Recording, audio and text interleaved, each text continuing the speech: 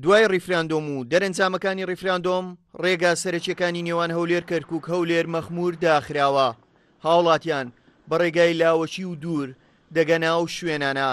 ئەنجومەنی پارێزگای هەولێر لە کۆبوونەوەیەکدا بۆکردنەوەی ئەو ڕێگەیانە پێشنیارێکی ئاڕاستەی حکوومەت کرد.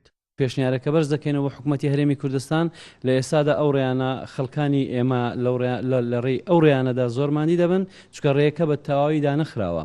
بەڵکو ڕێکە بەڕێی لاوەچیدا هەمان خەڵک هاتوچۆ دەکا بەڵام بە ئەزیەت و ماندیبوونێکی زۆر. ئەم بڕیارە هیچ پەیوەندی بە حکوومەتەوە نییە چکەمە لە جیهەی حکومت داوامان کردەوە ڕێگای بکرێوان بێبەری خۆیان لەوە دەربڕوە دەرێت لە سەروی خۆمانە بڕیار لەوە واتە ئاسایشی حزبێک ئەم ڕێگای داخستووە هیچ پەیوەندیەکی بە حکومت و وەزارەتی ناوخۆوە نییە. نەخۆی شتێکی زۆر خراپە. ئێمەش لە بیدایەتیش گوتم زیاتر ئەوە زەرەرە بۆ هاوڵاتیانی ئاسایی بۆ ئەوەی ئێمە هەموو هەوڵێکی خۆمان دەدەن کە بە زووتر کا بتوانین ئەو ڕێگایە بکرێتەوە. خەڵکی مەخمور هیلاک و ماندوو بەدەم نەبوونی خزمەتگوزاری و خراپی ڕێگاوبان هاتبوونە کۆبوونەوەکەی ئەنجومەنی پارێزگای هەولێر و داوایکردنەوەی ڕێگاکانیان دەکرد.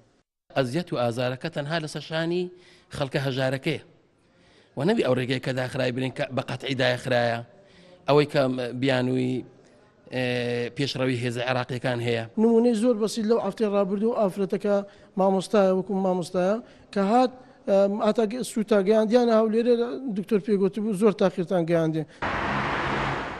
ڕێگای نێوان هەولێر کەرکووک نزیکەی 45 خولەکە بەڵام ئێستا هاوڵاتیان بەهۆی داخستنی ڕێگای سەرەکی بە 3 کاتژمێر لە هەولێرەوە دەگەنە کەرکووک و بە پێچەوانەشەوە.